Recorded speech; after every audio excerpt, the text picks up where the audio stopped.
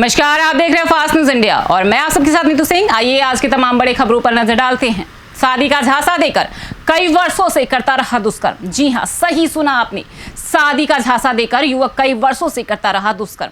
प्रयागराज के सराय इनायत थाना क्षेत्र के एक गांव के निवासी महिला ने बताया कि उसकी शादी मसाड़ी गांव निवासी राजू विश्वकर्मा से करीब 10 वर्ष पहले हो चुकी, लेकिन पति से आपसी विवाद होने के कारण दोनों का तलाक हो चुका है। दोनों को 2 बच्चे भी हैं जो महिला के साथ रहते हैं।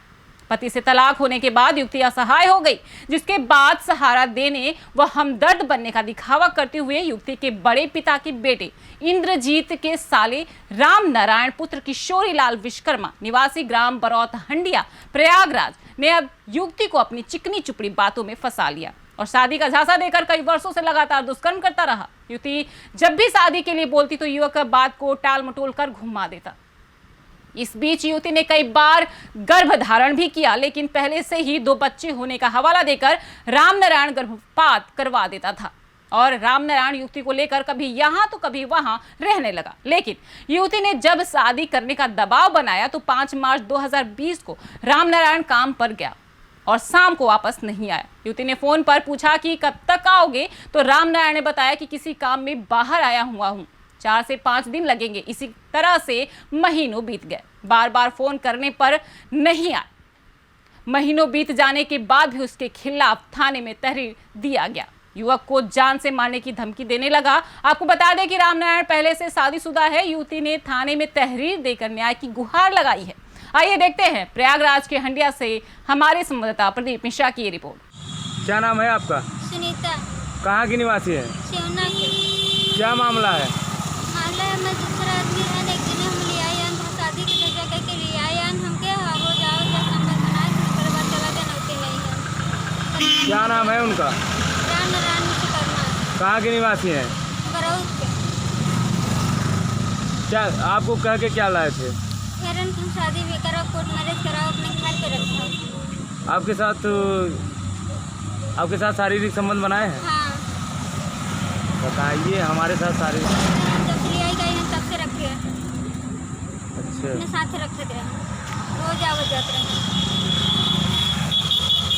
जाए जब हम आ जाए तो हम कहते जान से मार डाला। मैं तो हमारे साथ से मतलब हम नहीं जाने।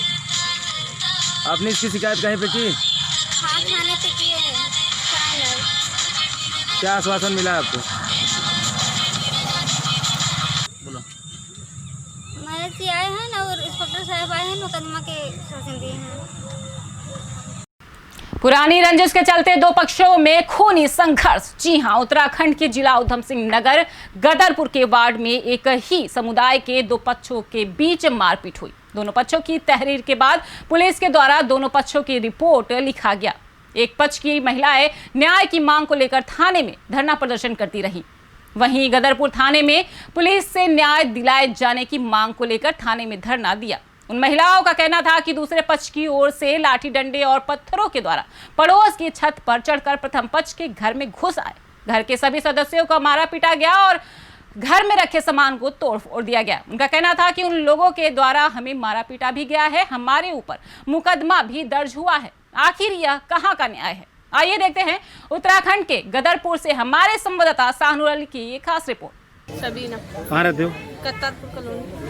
मांग रखी है हमारे घर में, यहाँ पे थाने में हम आए हैं, हमारा कोई इंसाफ नहीं हो रहा। 3 दिन आप हमें हो गए हैं, यहाँ पे कोई इंसाफ ही नहीं मिल रहा है। हमारे भैया वहाँ पड़े हैं थाने उसमें क्या हमें हल्द्वानी में हमारे भैया को इतना मारा गया है कि हमारे भैया को होश तलक नहीं है, हमें यहाँ पे इंसाफ तलक नहीं मिल रहा। और करतारपुर में मेरा नाम भूरी है, किसी ने नहीं कर रही, कोई बात करने नहीं चाह रही हमसे, ना हमारी लड़कियों को कोई इंसाफ मिल गया है। हम करतारपुर में रहता है के लिए हवेली है हमारी, ये लोग हमें मारने आ गए, हमारे घर पे कोई नहीं था और इन्होंने खूब मारा हमें माँ बेटियों को। लोडियों भाग गई, घर से भाग गई, घर से औरतों ने अपने घर में और घरों में घुस गई। जब भी इन्होंने लोडियों को पकड़ के किवाड़ों के घरों में से खींच के लेकर आए, खेतों में से पकड़ा इन्होंने और आदमी से छोड़ लाना लोडियों को मेरी।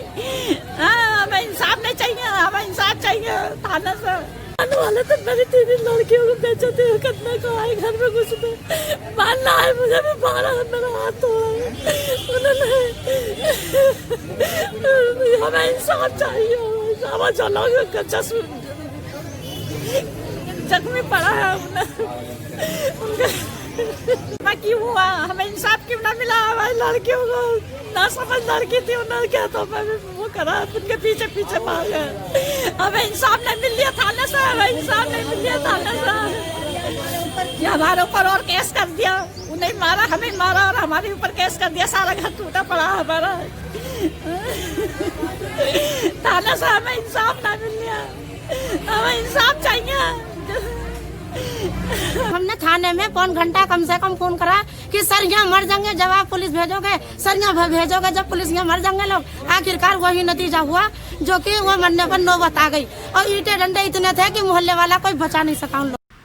रोडवेज की खड़ी बसों में ट्रक ने मारी टक्कर। जी हां, रायबरेली नेशनल हाईवे पर मुंगरा बादशाहपुर थाना क्षेत्र के इटहरा ग्राम में गुरुवार देर रात सड़क किनारे खड़ी रोडवेज बसों में प्रतापगढ़ से आ रही ट्रक ने टक्कर मार दी, जिसमें रोडवेज की बसें क्षतिग्रस्त हो गई और बसों को थाने में जमा कर दिया गया तथा ट्रक चालक एवं खलासी को गिरफ्तार कर लिया गया है। आइए देखते हैं मुंगरा बादशाहपुर से हमारे संवाददाता महेश कुमार गुप्ता की रिपोर्ट। मौजूद है इटहरा बॉर्डर मुंगरा बादशाहपुर जनपद जोधपुर में। यहाँ हम देख सकते हैं गत 2 दिन पहले एक ट्रक